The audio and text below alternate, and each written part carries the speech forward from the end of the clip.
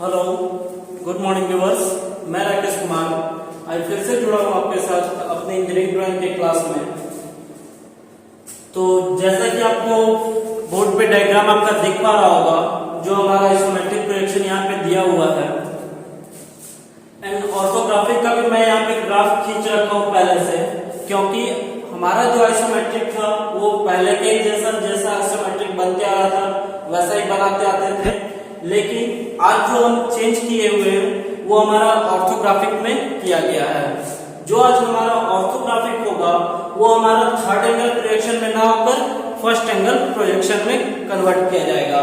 तो सबसे पहले जानेंगे थोड़ा सा कि थर्ड एंगल और फर्स्ट एंगल में अंतर क्या है। कैसे हम जानते हैं कि ये थर्ड एंगल प्रोजेक्शन है और ये फर्स्ट एंगल प्रोजेक्शन है। क्लियर है? तो सबसे पहले आप इस आइसोमेट्रिक को देख रहे हैं। इसी आइसोमेट्रिक को हम टू टाइप से बना सकते हैं, एक फर्स्ट एंगल प्रोजेक्शन से, एक थर्ड एंगल प्रोजेक्शन में। ज्यादातर तो आईटीआई में आपको थर्ड एंगल प्रोजेक्शन ही बनाना होता है, लेकिन फर्स्ट एंगल प्रोजेक्शन के बारे में भी जानना जरूरी होता है, क्योंकि कभी कभी एग्जाम में फर्स्ट एंगल के माध्यम से भी क्वेश्चन अराइज कर दिया जाता है। तो जब तक आप फर्स्ट एंगल को नहीं जानेंगे, आप फर्स्ट एंगल में आप ऑर्थोग्राफिक को ड्रॉ नहीं कर पाएंगे। तो यहाँ पर आज आप देख जो पा रहे हैं कि आज जो हमारा आइसोमेट्रिक से ऑर्थोग्राफिक कन्वर्ट होगा वो थर्ड एंगल में ना होके बल्कि फर्स्ट एंगल कन्वर्ट में होगा। ठीक है, तो फर्स्ट एंगल और थर्ड एंगल में कैसे क्या अंतर होता है उसे हम लोग जानेंगे। अब सीधी सी बात है कि आप देख पा रहे हैं कि ये हमारा फ्रंट का पोर्शन, ये साइड का पोर्शन एंड ये टॉप का पोर्शन। अगर इसे हम थर्ड एंगल के अनुसार माने, थर्ड एंगल के अनुसार माने तो हमारा होना क्या चाहिए। थर्ड एंगल के अनुसार आप देख रहे हैं तो फ्रंट हमारा लेफ्ट साइड, साइड उसके बगल में, तो ये फ्रंट हमारा और ये साइड एंड फ्रंट के ऊपर में टॉप होता है ना। लेकिन इसे अगर आप फर्स्ट एंगल में कन्वर्ट करें तो फर्स्ट एंगल में हमारा क्या होगा, ये हमारा फर्स्ट एंगल। फर्स्ट एंगल में क्या होता है, ये जस्ट अपोजिट होता है। फर्स्ट एंगल में जो भी इसका डायग्राम हमारा ऑर्थोग्राफिक प्रोजेक्शन में बना थर्ड एंगल में, ठीक इसका अपोजिट हमारा क्या होगा, फर्स्ट एंगल प्रोजेक्शन होगा। अब अपोजिट होगा तो कैसे अपोजिट होगा, तो सिंपल वे में आप समझने के लिए जान सकते हैं कि ये क्रॉस के माध्यम से अपोजिट होता है। कैसे? थर्ड एंगल में हमारा फ्रंट था लेफ्ट साइड के नीचे में, तो फर्स्ट एंगल में जब हमारा फ्रंट होगा तो वो कहां चला जाएगा, राइट साइड के ऊपर वाले भाग में, फर्स्ट क्वाड्रेंट में। ठीक है, साइड जो हमारा होता है फ्रंट के बगल में बनता है, तो थर्ड एंगल में इस आइसोमेट्रिक के अनुसार हमारा साइड कहां था, फ्रंट के बगल में नीचे वाले पोर्शन में। लेकिन जब हम फर्स्ट एंगल में कन्वर्ट करेंगे तो ये हमारा ऊपर वाले पोर्शन में लेफ्ट साइड में। आप ऐसे भी जान सकते हैं कि फ्रंट जो होता है हमेशा, साइड जो होता है हमेशा फ्रंट के बगल में रहता है और साइड के बगल में फ्रंट होता है। तो जिस प्रकार आप थर्ड एंगल में देख रहे हैं फ्रंट के बगल में साइड है, उसी प्रकार फर्स्ट एंगल में भी देखेंगे कि फ्रंट के बगल में साइड है ना। हम इसी आइसोमेट्रिक की बात कर रहा हूं और इसी आइसोमेट्रिक के आधार पर दोनों यहाँ पर अंतर आपको बता रहा हूं। तो फ्रंट हमारा था लेफ्ट साइड के नीचे में थर्ड एंगल में, तो फर्स्ट एंगल में कहा चला गया, राइट साइड के ऊपर में। देख पा रहे हैं ये क्रॉस है ना, राइट साइड के ऊपर में। साइड हमारा था राइट साइड के नीचे में, तो साइड हमारा कहां आ गया, लेफ्ट साइड के ऊपर में। अब टॉप जो होता है हमेशा वो फ्रंट के ऊपर नीचे बदलता है, तो इसमें फ्रंट हमारा यहाँ पर था तो इसके ऊपर लेफ्ट साइड के ऊपर हुआ। फर्स्ट एंगल में हमारा फ्रंट राइट साइड के ऊपर हुआ तो टॉप हमारा राइट साइड के नीचे होगा। सिर्फ इतना अंतर आपको जानना है, बाकी इसके बारे में मैं बताऊंगा कि आखिर फ्रंट ऊपर ही थर्ड एंगल में क्यों बनता है और फर्स्ट एंगल में फ्रंट नीचे, सॉरी ये आप जानेंगे कि थर्ड एंगल में हमेशा फ्रंट नीचे ही क्यों बनता है और फर्स्ट एंगल में हमेशा फ्रंट ऊपर ही क्यों बनता है। तो इस चीज को मैं प्रोजेक्शन के क्लास में आपको क्लियर करूंगा कि दो हॉरिजॉन्टल बेसिस जो हमारा रहता है, एक हॉरिजॉन्टल एक्सिस और एक ये वर्टिकल एक्सिस। ये हॉरिजॉन्टल एक्सिस जो हमारा होता है, हॉरिजॉन्टल एक्सिस जो हमेशा होता है ये हमारा 90 डिग्री पे मूव करता है। ठीक है, और ये जो हमारा वर्टिकल एक्सिस होता है ये जैसा रहता है वैसा ही होता है। तो अगर इसके बारे में पहले आपको यहाँ पर एक एग्जांपल से छोटा समझा दे रहा हूँ, बता दे रहा हूँ, ताकि आज आप ऑर्थोग्राफिक जो मैं फर्स्ट एंगल में बनाऊंगा वो आपको समझ में आए। इसके बारे में विस्तार रूप से मैं नेक्स्ट क्लास में आपको क्लियर करवाऊंगा कि थर्ड एंगल में फ्रंट साइड नीचे क्या क्यों बनता है और फर्स्ट एंगल में फ्रंट साइड ऊपर क्यों बनता है। तो आज आप फिलहाल इतना जान के रखें कि जो भी मेरा जो होता है थर्ड एंगल में, थर्ड एंगल कहता है कि जो भाग जिस साइड दिख रहा है वो हमारा उसी साइड बनता है। जैसे कि फ्रंट लेफ्ट साइड में दिखा तो फ्रंट लेफ्ट साइड में नीचे में बना, साइड राइट साइड में दिखा तो साइड राइट साइड में नीचे में बना। टॉप जो होता है फ्रंट के ऊपर नीचे बदलता है, तो टॉप हमारा फ्रंट के ऊपर में आ गया। ठीक इसी का अपोजिट आप मानकर चलेंगे, ये आपका फर्स्ट एंगल प्रोजेक्शन में। फर्स्ट एंगल आप देख रहे हैं, फर्स्ट एंगल में हमारा टॉप था, फ्रंट का पोर्शन जो दिखाया जा रहा है आइसोमेट्रिक में वो लेफ्ट साइड के नीचे में है, तो फर्स्ट एंगल में राइट साइड के ऊपर में, यानी कि ये हमारा फ्रंट का पोर्शन होगा। ऑर्थोग्राफिक कन्वर्ट करेंगे तो साइड हमारा राइट साइड नीचे में है, तो साइड हमारा यहाँ पर लेफ्ट साइड के ऊपर में होगा। और टॉप हमेशा फ्रंट के ऊपर नीचे बदलता है, तो जब फ्रंट हमारा ये है तो टॉप हमारा ये होगा। क्लियर है। बाकी इसके बारे में मैं प्रोजेक्शन के बारे में आपको बताऊंगा, वो नेक्स्ट क्लास में मैं क्लियर कर दूंगा कि प्रोजेक्शन के आधार पर हमारा फर्स्ट एंगल क्या होता है और थर्ड एंगल में क्या होता है। ठीक है, तो चारों क्वाड्रेंट की मैं बात आपको नेक्स्ट क्लास में क्लियर करवाऊंगा। तो आज जैसा कि आप जान रहे हैं कि फर्स्ट एंगल प्रोजेक्शन में जो हम लोग ऑर्थोग्राफिक ड्रॉ करेंगे वो होगा क्या, जैसा आप थर्ड एंगल में ड्रॉ करते आते थे वही ऑर्थोग्राफी का फर्स्ट एंगल में भी ड्रॉ करेंगे। लेकिन होगा क्या कि क्वाड्रेंट आपका चेंज रहेगा, चतुर्थांश आपका चेंज रहेगा, वस्तु वही रहेगा, ऑब्जेक्ट वही रहेगा, आकृति भी वही रहेगा, लेकिन स्थान परिवर्तन हमारा थर्ड एंगल और फर्स्ट एंगल में अंतर हो जाता है।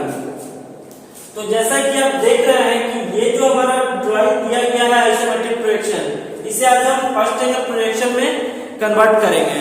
तो फर्स्ट एंगल प्रोजेक्शन में कन्वर्ट करना हो या थर्ड एंगल प्रोजेक्शन में कन्वर्ट करना हो, तो सबसे पहले आपको होना क्या चाहिए, इस आइसोमेट्रिक के बारे में जानकारी होना चाहिए कि इसका कौन कौन सा शेप हमारा फ्रंट की ओर से दिख रहा है, कौन कौन सा साइड की ओर से दिख रहा है और कौन सा शेप हमारा टॉप की ओर से दिख रहा है। साथ ही साथ डायमेंशन की भी जानकारी होनी चाहिए कि क्या क्या डायमेंशन हमारा कौन सा भाग का दिया हुआ है। तो सबसे पहले हम डायमेंशन की बात करते हैं। तो डायमेंशन आप देख पा रहे हैं कि ये जो टोटल लेंथ है ये 50 है, विड्थ 50 है एंड इसका हाइट 50 है। तीनों डायमेंशन जो आपका है कॉमन दिया गया है, जो कि फ्रंट में भी लेंथ भी 50, साइड में विड्थ भी 50 एंड हाइट में आपका ये हाइट भी 50 है। अब बीच वाले भाग की बात करें तो ये जो दूरी हमारा दिया गया है 25 का, टोटल 50 है, तो ये भी दूरी हमारा 25 ही होगा। तो ही 25 और 25 मिलकर ये हमारा 50 होगा। क्लियर है। बात करते हैं साइड का, तो साइड में भी देख रहे हैं 50, ये 25 तो ये भी 25। हाइट आप देख पा रहे हैं, टोटल हाइट जो आपका 50 का है, तो टोटल हाइट 50 है और यहाँ से ये दूरी दिखाई गया 25, तो ये भी दूरी हमारा 25 ही होगा। ये दोनों पोर्शन आप देख पा रहे हैं कि ये 10-10 mm का गैप में किया गया है, तो 10-10 mm का गैप में है, तो ये दूरी आप आसानी पूर्वक निकाल पाएंगे, क्योंकि टोटल चौड़ाई जो आपका है 50 का है, 50 में ये 20 दिखाया गया, तो ये दूरी हमारा होगा 30 का। क्लियर है। ठीक इस साइड में आप देख पा रहे हैं कि 50 का दूरी दिखाया गया और 50 की दूरी में ये दोनों जो हमारा भाग दिखाया गया 10-10 mm का है, तो ये भी हमारा 30 का होगा। अब बात करते हैं स्लॉट का। तो ये स्लॉट का बात करें तो ये डायमेंशन आप देख पा रहे हैं 12.5 है, यानी कि ये जो हमारा हाइट है 25 का, इस हाइट का हाफ किया हुआ है इस स्लॉट में, और ये स्लॉट हमारा आर पार गया हुआ है कितने दूरी में, तो 25 का दूरी। 25 कैसे, तो ये 25 और ये 25 होगा, तो ही जाके ये हमारा 50 होगा। तो दोस्तों यहाँ पर आज हम सारे आइसोमेट्रिक, जो भी आइसोमेट्रिक दिया गया है, इस आइसोमेट्रिक के बारे में सारे डायमेंशन को भी जान लिए हैं एंड इसका जो भी हमारा पोर्शन दिखाया गया वो पोर्शन को भी हम पहचान चुके हैं कि हमारा फ्रंट से जो पोर्शन दिखने वाला होगा, आप देख पा रहे हैं कि ये जो आपका पोर्शन है, ये पोर्शन आपका फ्रंट से दिखने वाला पोर्शन है। क्लियर है। जो कि इस साइड शेप से मैं यहाँ पर इंडिकेट कर रहा हूँ। ठीक है। साइड का जो पोर्शन होगा, साइड का पोर्शन आप देख पा रहे होंगे, इस शेप से मैं कर दे रहा हूं।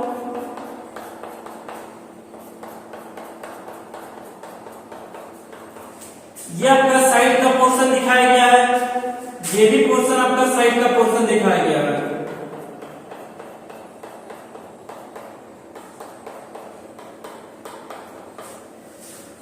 टॉप का पोर्शन को आप पहचान पाएंगे कि जो भी पोर्शन हमारा ब्लैंक छोड़ा गया है वो टॉप का पोर्शन है, लेकिन कुछ कुछ पोर्शन आपका ब्लैंक है जो कि टॉप का पोर्शन नहीं है। जैसे कि ये आपका साइड का पोर्शन है, लेकिन ये इस दीवार के कारण छिप रहा है, इस कारण से मैं इसे इसी से इंडिकेट कर दे रहा हूं कि ये हमारा साइड का पोर्शन है, इसे शो करना है।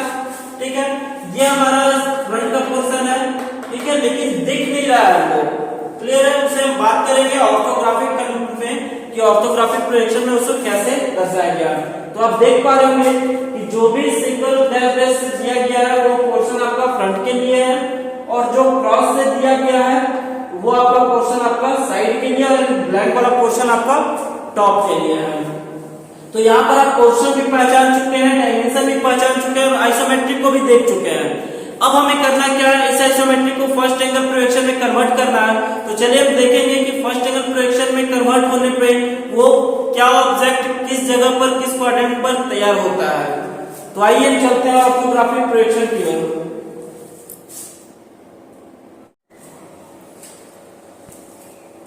तो हम बात करेंगे अपने ऑर्थोग्राफिक प्रोजेक्शन के लिए। तो ऑर्थोग्राफिक प्रोजेक्शन में जो हमारा ये ब्लॉक बना है वो ब्लॉक किस किस साइज का बना है और किस आधार पर ये ब्लॉक हमारा दो ऊपर और एक नीचे, अर्थात फ्रंट साइड के लिए ऊपर और टॉप के लिए नीचे तैयार किया गया है, तो वो चीज को हम देखेंगे। तो इस आइसोमेट्रिक पे आप देखेंगे, इस आइसोमेट्रिक पे हम जब भी फ्रंट को देख रहे हैं तो फ्रंट के लिए हमेशा हमें मिल क्या रहा है, ये हमारा लेंथ का पोर्शन और ये हमारा हाइट का पोर्शन, क्लियर है। तो लेंथ भी हमारा 50 है एंड हाइट भी 50 है। फ्रंट हमारा दिया गया है कहां, लेफ्ट साइड के नीचे में। फ्रंट हमारा जो थर्ड एंगल के आधार पर हम बनाते हैं, तो फ्रंट का पोर्शन हमारा कहां बनता है, यहां पर बनेगा इस आइसोमेट्रिक के आधार पर। इस आइसोमेट्रिक में फ्रंट हमारा लेफ्ट साइड है तो front left side, side right side तो साइड राइट साइड। लेकिन आज हम फर्स्ट एंगल में कन्वर्ट कर रहे हैं, तो फ्रंट आपका जो लेफ्ट साइड के नीचे में है वो फ्रंट का पोर्शन कहां आ जाएगा, राइट साइड के ऊपर में, क्लियर है। साइज हमारा क्या था फ्रंट का पोर्शन के लिए ब्लॉक का, तो लेंथ जो हमारा था 50 का और हाइट भी था 50 का, तो ये हमारा लेंथ हो जाएगा 50 का और हाइट हो जाएगा 50 का। ठीक है, यानी कि ये हमारा लेंथ का पोर्शन है और ये हमारा हाइट का पोर्शन है। साइड की बात करें तो साइड से आप देख पा रहे हैं, साइड का आपका भी ब्रेथ 50 है, हाइट 50 है, तो साइड का फ्रंट के बगल में होता है, तो ये साइड हो जाएगा, ये ब्रेथ 50 एंड ये हाइट 50। तो ये आपका ब्रेथ का पोर्शन हो जाएगा और ये आपका हाइट का पोर्शन हो जाएगा। ठीक है, ये हॉरिजॉन्टल शेप जो आपका ब्रेथ के लिए होगा, ये वर्टिकल शेप भी आपका हाइट के लिए होगा। टॉप की अब बात करें तो टॉप से हमारा जो दिखता है वो क्या दिखता है, लंबाई और चौड़ाई दिखता है। तो टॉप हमारा इस पोर्शन में होगा, ये हमारा टॉप का पोर्शन होगा लेंथ 50 एंड ब्रेथ 50 का। फिर से देखिए कि फ्रंट हमारा जो था लेफ्ट साइड था, फर्स्ट एंगल में हमारा फ्रंट राइट साइड में होगा लेकिन ऊपर क्वाड्रेंट में होगा। साइड जो हमारा राइट साइड के नीचे में था, साइड हमारा लेफ्ट साइड के ऊपर में होगा। ठीक है, टॉप हमेशा फ्रंट के ऊपर नीचे बदलता है, तो टॉप आप देख पा रहे हैं कि फ्रंट अगर इस क्वाड्रेंट में था तो इसके नीचे वाले क्वाड्रेंट में हमारा टॉप होगा।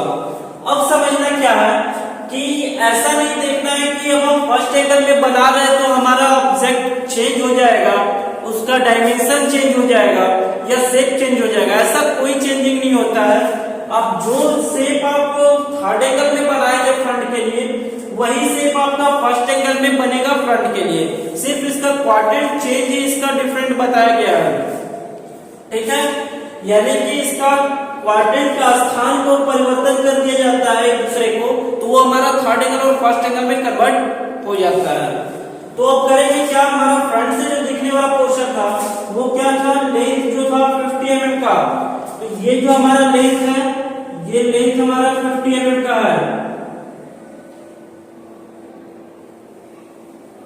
ध्यान से समझिएगा क्योंकि हमारा काम जो हो रहा है ये लेफ्ट देखने का, लेकिन ये बन रहा है राइट साइड में। लेफ्ट साइड से यहाँ पर ये लेफ्ट ये राइट, लेफ्ट पॉइंट से राइट पॉइंट तक का दूरी था हमारा 50 mm का, लेफ्ट पॉइंट से राइट पॉइंट तक का दूरी हमारा क्या था 50 mm का। लेफ्ट पॉइंट से इसका हाइट क्या था 50 का, राइट पॉइंट से भी हाइट 50 का था, तो ये हमारा हाइट जो है, ये हाइट हमारा कितने का है 50 mm का। तो नीचे में आप देखेंगे कि बेस में इसका है क्या कि लेफ्ट पॉइंट से राइट पॉइंट तक का दूरी 50 जो कि हमने लिया, लेफ्ट पॉइंट से भी इसका हाइट दिया हुआ है 50 mm का, तो ये हमारा हाइट 50 mm का।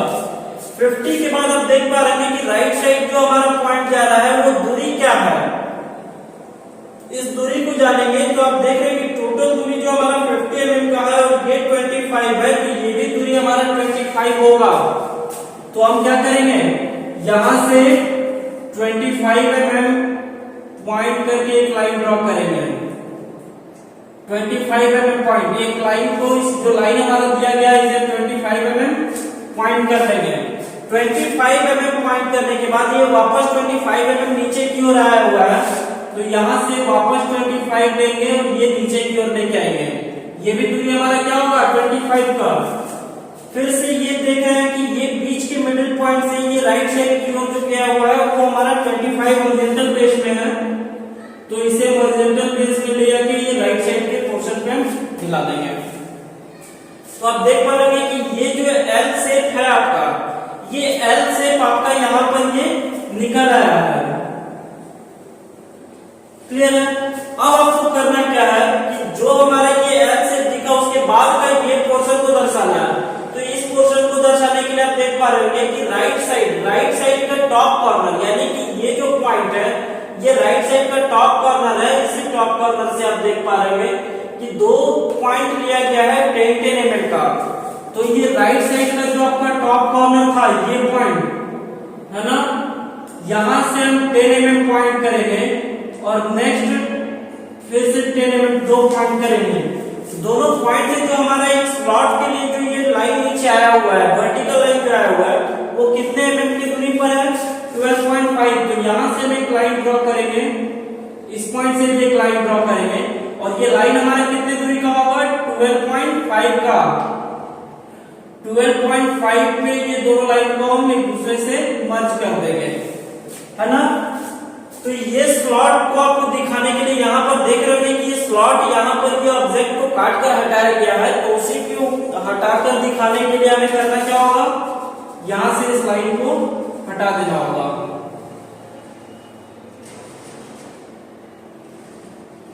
तो यहाँ पर आप देख पा रहे हैं कि जो भी हमारा फ्रंट से दिखने वाला भाग था, ये जो है चित्र के जो हमने दिखाया था आपको, ये फ्रंट से दिखने वाला भाग, ये एल शेप वाला भाग, वो पोर्शन आपका ये हो गया। एंड ये जो शेप है आपका वो पोर्शन आपका ये हो गया। इसका डायमेंशन क्या था, ये गैप था 10 mm का। क्लियर है।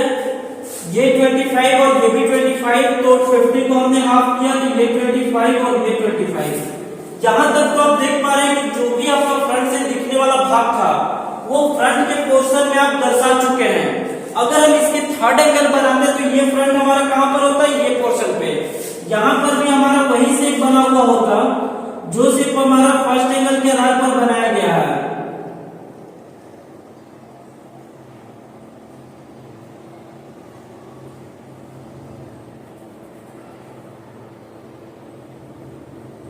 जो शेप हमारा फर्स्ट एंगल के आधार पर यहाँ पर बनाया गया वही शेप हमारा अगर थर्ड एंगल होता तो इस क्वाड्रेंट में होता, लेकिन सेम शेप में होता। ठीक है। तो अब आप देख पा रहे हैं कि जो भी पोर्शन आपका देखने वाला था वो हमने यहाँ पर दिखा दिया है ना।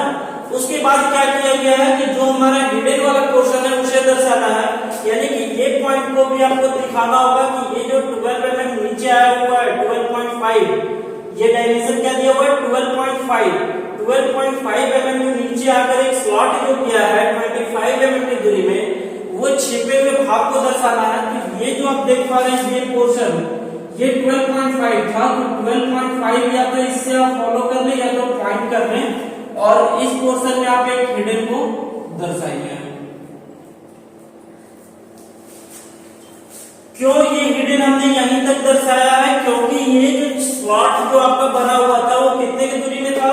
25 mm की दूरी में, और ये भी पोर्शन हमारा 25 mm का दूरी है, तो उसी दूरी तक में इस हिडन लाइन को दर्शाया गया है। क्योंकि हिडन लाइन जो होता है, जब ऑब्जेक्ट किसी छिपे हुए भाग को हम दर्शाते हैं, तो जिस पॉइंट से जिस पॉइंट तक हमारा ऑब्जेक्ट छिपता है, हाइड होता है, हम हिडन लाइन का भी प्रयोग वहीं से वहीं तक करते हैं। तो आप देख पा रहे हैं कि फ्रंट का पोर्शन यहाँ पर आपका कंप्लीट हो चुका है। जो दिखने वाला भाग था उसे भी हमने दिखाया, एंड जो छिपा हुआ भाग था उसे भी हमने यहाँ पर दिखा दिया। बात करते हैं साइड की। तो साइड की बात करें तो साइड में आप देख पा रहे हैं ये लेफ्ट, ये राइट, ये लेफ्ट, ये राइट, ठीक है। लेफ्ट कॉर्नर से राइट कॉर्नर तक का दूरी क्या था? 50 mm, ये दूरी आपका है 50 mm का। हाइट भी आपको पूरा दिख पा रहा है साइड से 50 mm का, तो ये हमारा राइट कॉर्नर से अगर हम बात करें, राइट कॉर्नर से इसका हाइट पूरा है 50 mm, तो ये हमारा 50 mm, ठीक है। उसके बाद क्या दूरी क्या है? 25 mm का। तो यहां से हम भी एक लाइन ड्रॉ करेंगे, यह लाइन हमारा जो ड्रॉ किया हुआ उसे 25 mm माप लेंगे।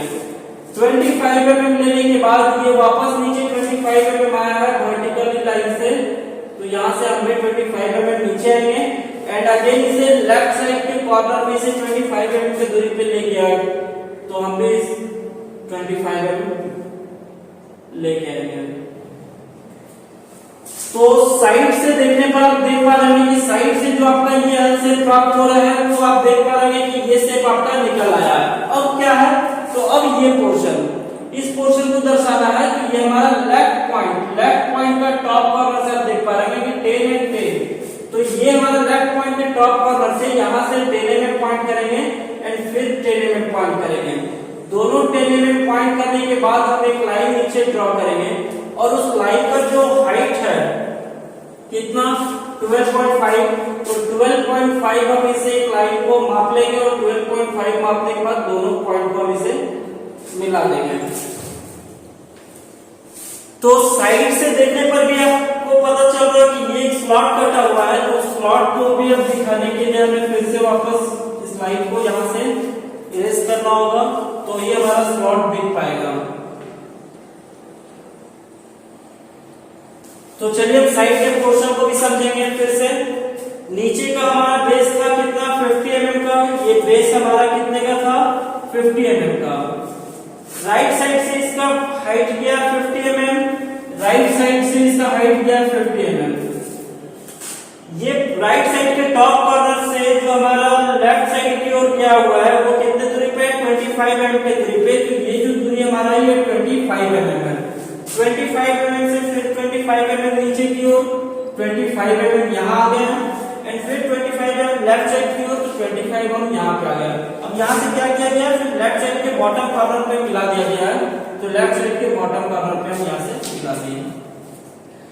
अब ये आप देख पा रहे हैं कि ये जो लेफ्ट साइड के कॉर्नर से 10 mm एंड 10 mm, तो यहाँ से आप भी यहाँ से 10 mm पॉइंट करेंगे, ये भी 10 mm पॉइंट करेंगे, और दोनों 10 mm के आधार पर एक स्लॉट को बनाएंगे, जो उसका हाइट क्या होगा?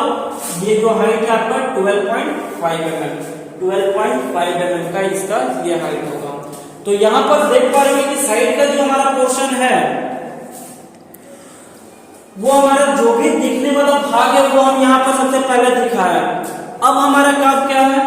तो जो भी हिडन पोर्शन होगा उस हिडन पोर्शन को दर्शाएंगे। तो फ्रंट की ओर से देख पा रहे हैं कि ये स्लॉट हमारा आसानी पूर्वक दिख रहा था, और ये स्लॉट का हमारा हिडन दर्शाया गया था। अब साइड से हमें करना क्या है? ये स्लॉट दिख रहा है, इस स्लॉट का हिडन देना है ना। तो इस सेम डायमेंशन में दिया हुआ है, जो कि ये स्लॉट छिपा है इस 25 में, तो यहां से ये जो दूरी 25 है, यहां से 12.5 नीचे पॉइंट करेंगे, और पॉइंट करने के बाद एक हिडन लाइन को दर्शाएंगे। तो ये जो हिडन देख रहे हैं, इस हिडन से ही आपको पता चल रहा है कि इस 25 mm की दूरी में एक स्लॉट कटा हुआ है, और उस स्लॉट जो हम साइड की ओर से नहीं देख पा रहे, उसी साइड को हिडन लाइन के माध्यम से दर्शाया है। तो यहाँ पर आपका साइड का भी पोर्शन कंप्लीट हो चुका है, ये फ्रंट का पोर्शन और ये साइड का पोर्शन। अब हम बात करेंगे टॉप के पोर्शन के लिए, तो टॉप में हमारा क्या क्या दिखेगा और कैसे बनेगा उस चीज को हम ध्यान देंगे।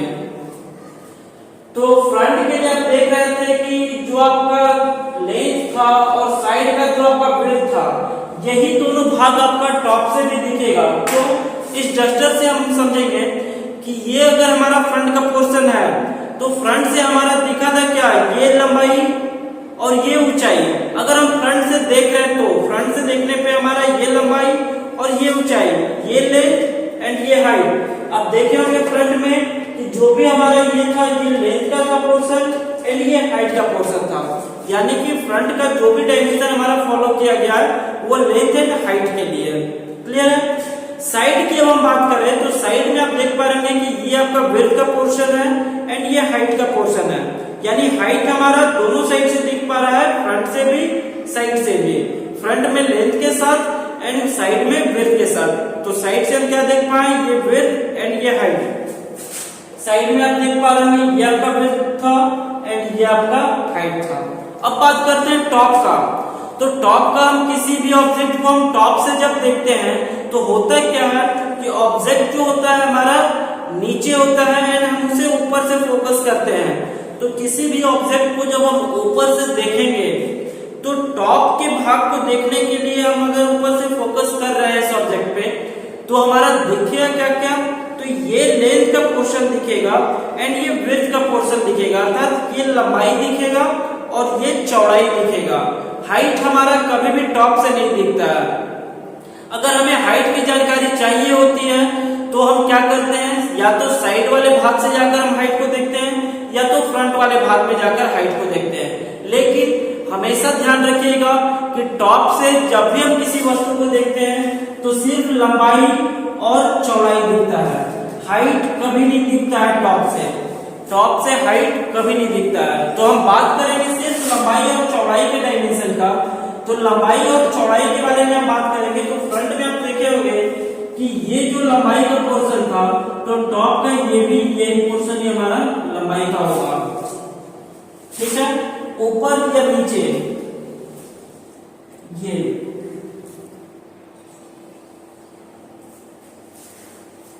और चौड़ाई जो ये पोर्शन है तो ये चौड़ाई का पोर्शन आपका इस पॉइंट पे आएगा। अब कैसे पता चला कि ये जो होगा हमारा चौड़ाई का पोर्शन होगा और ये लंबाई का पोर्शन होगा, क्योंकि दोनों साइड पे आप कभी भी कॉमन करेंगे, आप फ्रंट और साइड में आप कॉमन देखेंगे कि फ्रंट से जब हम देख रहे हैं और साइड से देख रहे हैं तो फ्रंट और साइड में कुछ हमारा कॉमन मिल रहा है। देखिए आप फ्रंट के लिए क्या क्या था, लेंथ एंड हाइट। टॉप के लिए साइड के लिए क्या क्या था, विड्थ एंड हाइट। तो दोनों में हमारा क्या कॉमन दिख रहा है, हाइट फ्रंट में भी है, हाइट साइड में भी है। तो हाइट हमारा दोनों का एक दूसरे के साथ पैरेलल दिया गया, वो कॉमन था। फ्रंट और टॉप की बात करें तो फ्रंट में लेंथ है, टॉप में भी लेंथ है। तो फ्रंट का लेंथ हम इसलिए नीचे बेस में लिए थे, तो टॉप का भी लेंथ हमारा इसी पॉइंट में पैरेलल में होगा, क्योंकि ये दोनों कॉमन में लिया गया है। समझ में आ रहा है। तो अब हम बात करते हैं टॉप के लिए। तो टॉप का जो भी हमारा लेंथ वाले पोर्शन का डायमेंशन होगा उसे हम लेंथ वाले पोर्शन में फॉलो करेंगे एंड जो भी हमारा ब्रेथ वाला पोर्शन का डायमेंशन होगा वो हम ब्रेथ वाले पॉइंट में फॉलो करेंगे। क्लियर है। तो फ्रंट का जो आप देख पा रहे होंगे कि लेंथ के पोर्शन के लिए ये देख रहे हैं 25 एंड ये 25, यानी कि ये जो 50 mm का लाइन दिया गया है उसे दो भाग में डिवाइड करना है, 25 और 25। यहाँ से 25 या इस साइड से 25, वो मिडिल पॉइंट पे ही आएगा। उसके बाद क्या किया गया, मिडिल पॉइंट से भी 25 लिया गया है।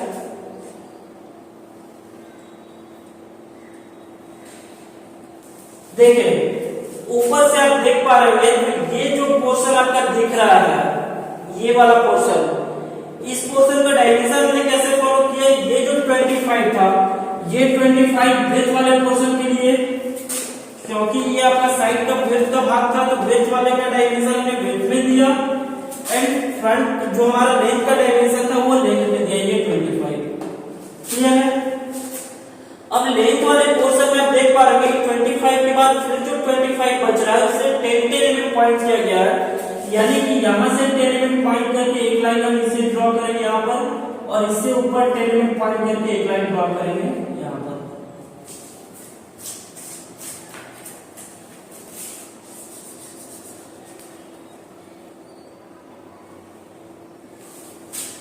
दो पॉइंट आप देख पा रहे हैं कि ऊपर से जब हम फोकस कर रहे हैं तो ये हमारा जो पॉइंट था, ये पॉइंट स्लॉट जो दिखाया गया है वो स्लॉट हमारा ये दोनों पॉइंट का दिखाया गया है। एक ये पॉइंट, दूसरा ये पॉइंट। ये 10 mm वाला पोर्शन जो आपका ये 10 mm का होगा और दूसरा ये 10 mm का नीचे वाला जो पोर्शन दिख रहा है वो आपका ये 10 mm का होगा। ठीक है, अब बात करते हैं इसकी। तो यहां से आप देख पा रहे हैं फिर 10 और ये पॉइंट से भी 10, तो यहां से भी आपको करना है 10 mm एंड फिर से आपको 10 mm पॉइंट करना है। ये आपको प्रकार से, तो ऊपर से हम जब इसे फोकस कर रहे हैं, टॉप की ओर से जब हम फोकस कर रहे हैं तो टॉप की ओर से फोकस करने पे आप देख पा रहे होंगे कि ये 10 और ये 10 जो कि आपका ये 10 है और ये 10, उसके बाद ये 30 का होगा कि ये वाला 30 का पोर्शन। फिर इससे मूव करेंगे कि ये पहले 30, ये हमारा 30, फिर वापस 10 एंड 10, ये 10 का।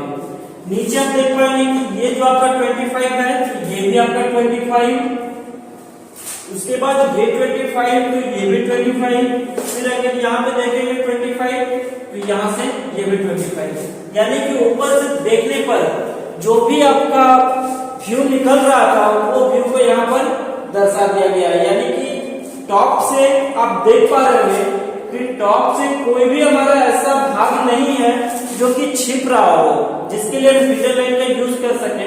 इस कारण से टॉप में हमारा एक भी हिडन लाइन का प्रयोग नहीं किया जाएगा। एक बार आप फिर से देख ले अच्छे से।